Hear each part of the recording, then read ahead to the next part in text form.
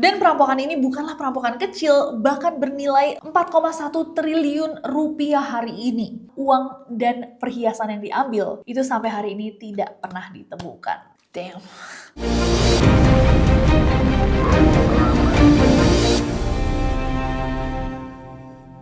Hey guys, it's Nessie and welcome back. Masih di season kasus-kasus pencurian atau perampokan terbesar dalam sejarah. Kalau sebelum-sebelumnya kita udah bahas perampokan-perampokan gila ini, hari ini kita akan bepergian ke NYC, New York City, dalam episode Lufthansa Airport Heist. Perampokan Lufthansa di airport New York. Pas kan guys, udah mau libur Natal dan Tahun Baru, tahun ini kalian kemana? Coba komen di bawah. Biasanya nih kalau udah mau deket liburan kayak gini, semua transportasi itu jadi rame banget. Kayak terminal, stasiun, bandara biasanya rame banget ya guys. Tapi ngomongin bandara, ada yang tahu nggak bahwa di tahun 1978 di kota New York, tepatnya di Bandara John F. Kennedy, salah satu bandara paling rame yang menjadi lokasi transit bagi banyak sekali penerbangan di Amerika Serikat, itu pernah menjadi lokasi dari salah satu perampokan yang dianggap paling berani dalam sejarah kriminal Amerika Serikat. Bahkan dikenal dengan nama The Largest Cash Theft on American Soil. Perampokan uang tunai paling besar di tanah Amerika. Dan untuk teroris yang paling suka nih bahas-bahas true crimes, ini juga merupakan one of the most infamous unsolved crimes. Dan perampokan ini juga melibatkan keluarga mafia Italia Amerika yang paling powerful, paling kuat pada zamannya. Dan perampokan ini bukanlah perampokan kecil, bahkan bernilai 5 juta dolar dalam uang cash pada saat itu, di mana purchasing dollar pada saat itu setara dengan 4,1 triliun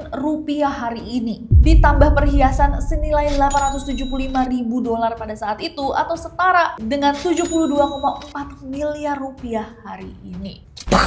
Gila nggak? Gimana kok perampokan sebesar ini bisa terjadi di salah satu airport paling sibuk di dunia? Dan kenapa kasusnya kok bisa nggak benar-benar tuntas di pengadilan? Dan segila apa perampokan ini? Langsung aja, let's get to it. To set the scene, untuk menjelaskan sedikit biar kebayang, di tahun 1960-an sampai 1980-an itu adalah era kejayaan dari mafia-mafia Italia Amerika di Amerika Serikat, terutama di kota New York. Nah, dalam sejarah tercatat 5 nama keluarga mafia terbesar yang berkuasa di era itu. Ada Bonanno, Colombo, Gambino, Genovese, dan Lucchese. Keluarga-keluarga ini membagi-bagi wilayah dan juga pengaruh mereka melalui commission, kayak semacam BOD nih guys, yang berisikan wakil-wakil yang ditunjuk dari 5 keluarga ini. Jadi intinya mereka tuh somehow saling tahu satu sama lain, gak kekeluargaan banget karena mereka tetap kompetisi. Tapi agar kompetisi mereka tidak menghancurkan satu sama lain, kompetisi tersebut diatur dengan mereka sendiri. Bayangin guys, padahal yang mereka kerjakan itu adalah kasus-kasus kriminal, tapi tetap aja ada komisi atau grupnya untuk menjaga kompetisi mereka. Nah, nama-nama dari 5 keluarga ini tuh muncul di banyak banget kasus kriminal besar yang terjadi di New York pada saat itu. Dari peminjaman uang ilegal, perjudian, penjualan dan penyebaran obat-obatan terlarang, prostitusi, segala macam lah. Nah, intinya nih dari 5 keluarga ini ada 3 keluarga yang terlibat dalam Lufthansa Heist.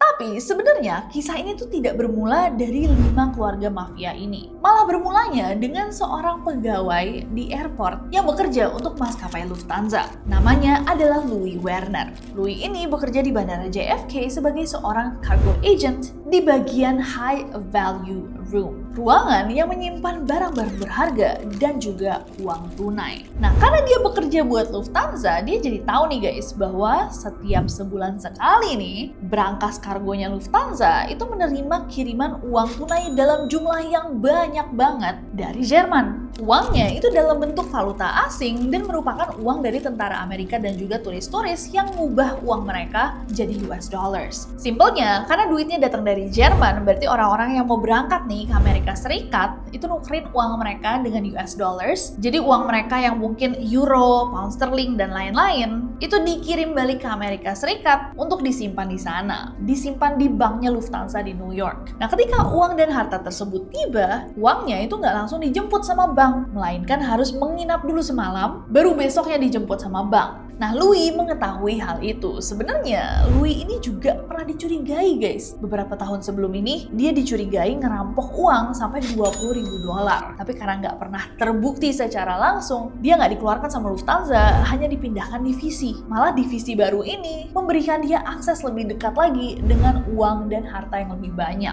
Setiap hari Louis datang, dia memperhatikan, dia jadi tahu nih dan paham bener sistem alarm yang ada di sana. Semakin hari dia semakin adapt gitu, semakin expert, semakin yakin bahwa sistem ini bisa dicurangi. Nah, keserakahannya itu sempat mengantarkan dia hampir merampok pada hari Labor Day atau Columbus Day. Bahkan dia sempat nih guys membuat semacam kelompok yang akan membantu dia merampok. Tapi bisa dibilang kelompok yang dibuat sama Louis ini tuh amatir banget, masih belum mateng, akhirnya nggak jadi rampokannya. Selain dia bermasalah di tempat kerjanya, ternyata Louis ini juga hobinya ngutang. Dia berhutang untuk membiayai hobi judinya. Bahkan utangnya besar banget guys, udah sampai $20.000 di masa itu ke seorang bandar bernama Martin Krugman. Nah tentunya karena dia utangnya gede banget, sama Martin tuh dikejar-kejar kan, bayar dong bayar, kapan kamu bayar utang? Gimana sih nih ngutang nggak bisa bayar? Kalau nggak bisa bayar jangan ngutang. Nah karena dia memang tidak punya kapasitas untuk membayar pada saat itu, Louis mikir satu-satunya harapan yang dia punya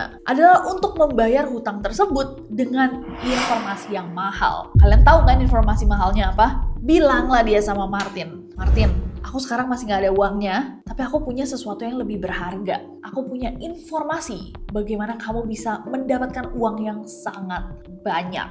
Martin bilang, apa maksud kamu? Nggak mau bayar ya lu? Enggak, ini bener deh. Bener Martin, dengerin. Jadi aku kan kerja di Lufthansa. Dan ada sebuah loophole di mana kamu bisa mengakses uang-uang yang ada di kargo mereka. Dikasih tahu guys, dibilang sama Louis jadwal kiriman uangnya, sistem keamanannya, apa aja yang berharga di dalam situ yang bisa diambil, termasuk detail-detail kayak uang jutaan dolar dan perhiasan yang sangat-sangat mahal, mewah, istimewa. Louis pada saat itu berharap guys, dengan dia ngasih tahu informasi ini kepada Martin, ya Martin akan membiarkan dia tidak membayar utangnya. Impas gitu loh. Mendengar detail-detailnya dari Louis, Martin pun mikir. Terus dia teringat akan salah satu temennya yang terlibat dalam dunia mafia kriminal di New York pada hari itu. Nama temennya itu Henry Hill. Nah si Henry ini adalah anggota kru atau bekerja untuk pemimpin dari keluarga Lucchese, Jimmy Burke. Louis ngasih tahu Martin, Martin ngasih tahu Henry, Henry ngasih tahu Jimmy sambil bilang, bos, ini kayaknya kesempatan emas. Gimana kalau misalkan kita gas aja? Jimmy setelah mendengar informasi ini memastikan dulu guys, beneran nih. Karena kalau misalkan beneran, ini nggak bisa perampokan yang biasa-biasa aja. Ini membutuhkan sebuah grand plan. Tapi kalau misalkan memang sudah pasti informasinya, let's go.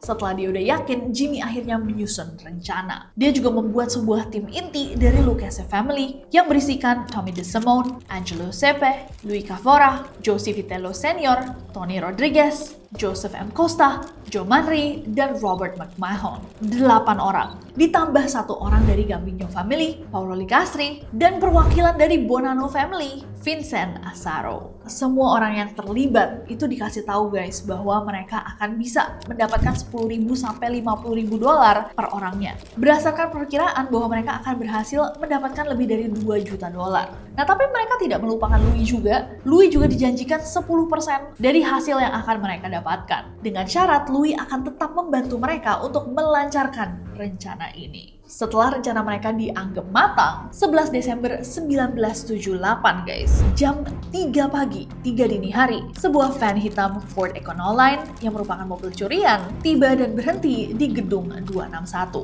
terminal kargo milik maskapai Lufthansa di John F. Kennedy Airport. Di dalam mobil van hitam itu udah ada 6 orang yang mengenakan masker ski dan lengkap dengan persenjataan mereka. Mereka kemudian turun dari mobilnya dan masuk ke bagian kargo. Mereka bisa dengan mudah masuk menggunakan kunci yang sudah diberikan oleh Louis. Setelah mereka berhasil masuk ke dalam kargo, mereka menyandera seorang petugas kargo senior yang pada saat itu ada, namanya John Mary. Dibawa sama mereka John Marie ke ruang makan, di mana pada saat itu ada 5 karyawan lainnya lagi istirahat. Jadi John Marie kayak di film-film guys, dijadiin kayak tawanan gitu. Dan semua orang langsung panik kan begitu ngeliat pegawai senior atau yang jatuhnya udah mungkin posisinya sedikit di atas mereka lagi disandra. Akhirnya mereka juga dipaksa untuk semuanya tiarap di lantai. Mereka semua juga diperintahkan untuk menutup mata mereka. Kemudian si John yang masih disandra itu ditanya juga, siapa lagi yang sekarang masih kerja di gudang? John tertatih-tatih bilang, ada Rudy Irish, dia manajer lalu lintas kargo malam. Ada juga Carrie Wallen, dia agen transfer kargo.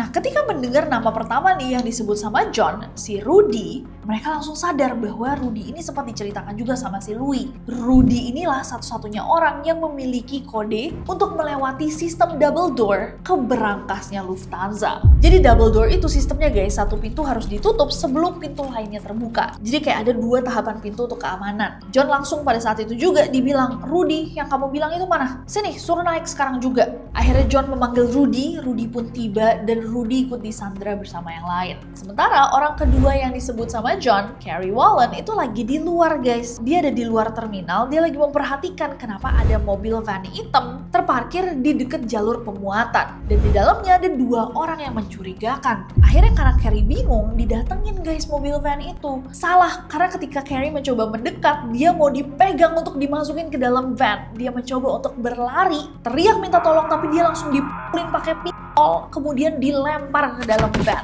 Dompetnya juga sempat dirampas. Bahkan 2 perampok yang ada di dalam van itu langsung mengancam dia bahwa kalau dia berani macam-macam, keluarganya akan disakiti. Carrie yang pada saat itu udah babak belur akhirnya dibawa masuk ke dalam gedung juga, disatukan sama sandera-sandera lainnya. Masih di ruang makan. Begitu Carrie tiba, para perampok bahkan bilang ke sandera lainnya, kamu lihat nih apa yang terjadi sama dia? Ini bukti bahwa kita nggak main-main ya di sini. Jangan sampai ini nasib kalian jadi kayak gini. Gak lama kemudian datang satu pegawai lainnya, Rolf Redmond. Baru aja dia datang, tiba-tiba dia dengar ada suara teriakan dari dalam terminal. Dia pergi untuk memeriksa suara tersebut. Begitu dia buka pintu, dia langsung ditangkap sama perampok dan dimasukin juga ke ruang makan bersama sandera-sandera lainnya. Nah, pada poin itu semua pegawai ini sudah berhasil yang mereka kumpulkan. Beberapa dari pegawai-pegawai ini diborgol, tapi si Rudy itu tangannya diikat pakai selotip. Beberapa perampok kemudian membawa Rudy ke ruang berangkas utama dengan mengancamnya akan menghilangkan nyawanya kalau dia nggak kooperatif dan mengancam para tawanan lainnya jangan berani-beraninya ya ngapa-ngapain selama 15 menit ini. Karena mereka tahu guys bahwa Port Authority atau polisi yang bertugas itu bisa melockdown bandara hanya dalam waktu 90 detik. Rudy kemudian membukakan pintu berangkas dan para perampok ini langsung mengerjakan tugas mereka di mana mereka mengangkut 40 karton berisi uang tunai yang tidak bisa dilacak. Masing-masingnya itu seberat 6,8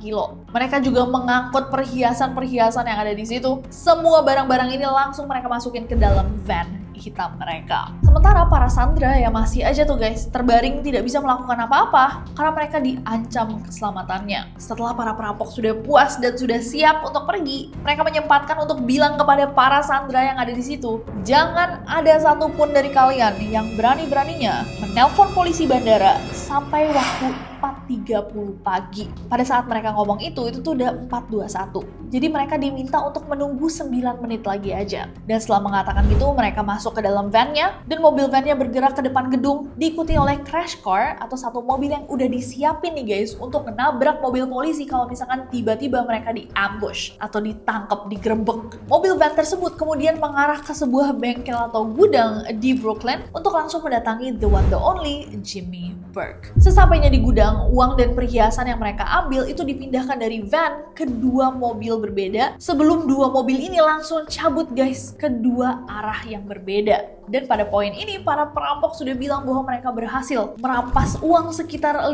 juta dolar dan perhiasan 875 ribu dolar atau yang setara dengan kurs hari ini adalah uang tunai sebesar 4,1 triliun rupiah dan perhiasan berharga setara dengan 72,4 miliar rupiah. Oh my god. Ngapain ya kayak gini disimpan di kargo? Gila banget. Wow. Tapi tentunya sejarah ini belum selesai. Seorang sopir yang mengendarai van hitam yang mereka gunakan selama perampokan, Parnell Edwards, itu sebenarnya diberikan sebuah tugas yang cukup sederhana. Dia hanya diminta untuk membawa mobil van hitam tersebut ke New Jersey untuk dihancurkan di sebuah tempat rongsokan. Dengan rencana ini nggak ada loose ends, nggak ada jejak yang tertinggal. Sayangnya si Parnell ini guys nggak melihat signifikansi dari ujung rencana ini. Bukannya dia ke New Jersey untuk menghancurkan mobil ini, dia malah memarkir mobilnya di depan sebuah hidran kebakaran tepat di depan apartemen pacarnya. Alias bukannya menyelesaikan pekerjaannya, dia pacaran dulu. Nah, 2 hari setelah perampokan, polisi yang pada saat itu sudah melakukan penyelidikan mereka menemukan van hitam itu. Karena plat nomornya itu juga curian, akhirnya van tersebut langsung disita. Dibilang sama polisi, oh ini kami sita karena platnya palsu. Padahal mereka udah tahu ini mobil apaan. Mereka kemudian melakukan investigasi di dalam van itu dan menemukan jejak sidik jarinya Parnell. Dari situ polisi guys mencari jaring-jaring yang berhubungan sama Parnell sampai ke Jimmy Burke. Nah, berita bahwa Parnell fucked up, messed up, ambiar itu akhirnya sampai ke telinganya Jimmy Burke dan Paul Vario, seorang kepala kru dari keluarga Lucchese juga. Tanpa basa-basi, si Paul ini mengirimkan 2 anggotanya untuk langsung mengeksekusi Parnell. Bahkan dikatakan guys, mereka nggak butuh waktu lama untuk menemukan Parnell yang lagi sembunyi pada saat itu. Tanpa babi bu, mereka langsung melepaskan peluru sebanyak 5 kali tepat di kepalanya Parnell, memastikan bahwa ini adalah kesalahan Parnell yang terakhir untuk selamanya. Nah, tapi yang lebih marah pastinya adalah Jimmy Burke. Gara-gara kesalahan kecil ini, namanya jadi diendus-endus polisi. Bahkan FBI sudah mencurigai bahwa Jimmy Burke nih pasti pelaku utama dari perampokan ini, terutama karena penemuan van tersebut. FBI kemudian mulai membuntuti dia, mengawasinya secara ketat, bahkan menggunakan helikopter untuk memantau gerak-geriknya. FBI juga memasang alat penyadap di mobil dan juga telepon umum yang ada di lokasi mereka. Sayangnya, bahkan setelah dikejar-kejar gitu, mereka nih rapi banget dalam melakukan criminal actions. Polisi cuma dapat menangkap beberapa percakapan yang sedikit sus, sedikit mencurigakan, tapi nggak ada bukti konkret bahwa mereka bersalah. Dan rekaman itu nggak cukup kuat sebagai bukti hukum. Nah, tapi bukan berarti Jimmy Burke sama krunya itu tenang-tenang, relax-relaxan, karena mereka juga nervous. Jimmy yang sedikit trauma nih gara-gara si Parnell, jadi nggak percaya sama orang-orang di sekitarnya dan orang-orang yang membantunya mengeksekusi rencana besar ini. Akhirnya dari sini tragedi mulai beruntun. Jimmy yang parno banget, anggotanya akan ada yang buka mulut dengan imbalan FBI, mulai membersihkan krunya satu persatu. Martin Krugman, inget gak si Martin, si bandar judi yang dapat info dari Louis yang memberitahu Jimmy tentang Lufthansa, itu tiba-tiba saja menghilang guys. Dia menghilang puff begitu saja sampai hari ini tubuhnya tidak pernah ditemukan. Angelo Sepe juga dieksekusi oleh kelompok mafianya sendiri. Dikatakan bahwa alasannya adalah karena dia mencuri ribuan dolar dan kokain dari drug dealer yang terafiliasi dengan keluarga Lucchese. John Henry dan Bobby McMahon yang ikut mengangkut uang pada malam itu ditemukan sudah tidak bernyawa di mobil mereka dengan lubang-lubang peluru di tubuh mereka. Sampai di tahun 1980, si Henry, temannya si Martin yang akhirnya memberikan info ini ke Jimmy, yang juga bagian dari keluarga Lucchese, ditangkap dalam kasus obat-obatan terlarang. Dan karena dia takut nih dihukum berat guys, dia akhirnya bekerja sama FBI dan masuk dalam program saksi pelindung. Meskipun ada si Henry dengan keterangannya, tapi kasus ini sebenarnya guys gak pernah benar-benar terpecahkan di pengadilan. Kenapa? Karena tetap dianggap bahwa buktinya minim, gak ada cukup banyak saksi yang mau bicara. Nah, si Louis Vermeer, pegawai Lufthansa yang si paling ordal ini, akhirnya juga ditangkap sama polisi dan dijadikan satu-satunya orang yang dihukum dan dipenjara karena kasus Lufthansa heist. Hah, emang iya sih, mulainya semua sama dia, dan akhirnya sama dia juga. Nah, Jimmy nggak dihukumnya sih? Nggak, Jimmy nggak pernah didakwa atas kasus ini. Walaupun akhirnya FBI berhasil menjerat dia juga lewat kasus yang completely berbeda. Skandal pengaturan skor basket Boston College di tahun 1982. Dan penghilangan nyawa terkait obat-obatan terlarang di 1985. Dia dijatuhi hukuman 10 tahun penjara dan ditambah hukuman penjara seumur hidup karena dia menghilangkan nyawa seseorang, tapi akhirnya dia juga kehilangan nyawanya di dalam penjara di usia 64 tahun akibat kanker paru-paru. Tapi yang paling gila dari perampokan ini adalah uang dan perhiasan yang diambil. Itu sampai hari ini tidak pernah ditemukan. 4,1 triliun 72 miliar. Damn. Soalnya kalau Antwerp kan diamond-nya kan kayak masih ada kan. Iya, kalau Antwerp sedikit ketemu lah. 25%-nya dari Antwerp kalau nggak salah ketemu kan. Kalau ini benar-benar sama sekali, hilang. Damn. Dan yang paling gila adalah kemungkinan besar bahkan si Louis tuh nggak sempat dapat bagiannya. Jadi dia satu-satunya yang dihukum dari kasus yang tidak terpecahkan, tidak pernah ditemukan juga barang-barangnya, dan dia doang yang dihukum. Sementara seseorang atau siapapun itu yang menikmati di luar sana. Tuh kan terkadang orang dihukum itu karena niat buruknya aja bisa dihukum. Gila juga. You'll never know. Wow. By the way, Lufthansa Heist ini juga menginspirasi sebuah film TV yang berjudul The Big Heist tahun 2001. Buat kalian yang tertarik untuk ngeliat detailnya seperti apa.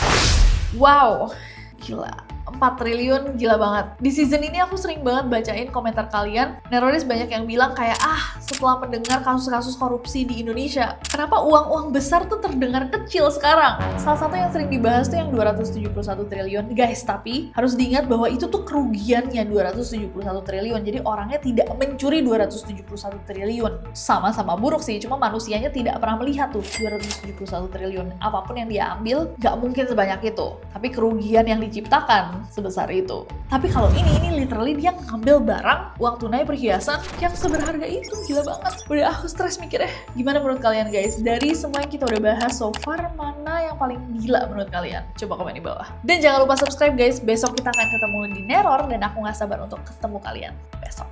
Bye-bye.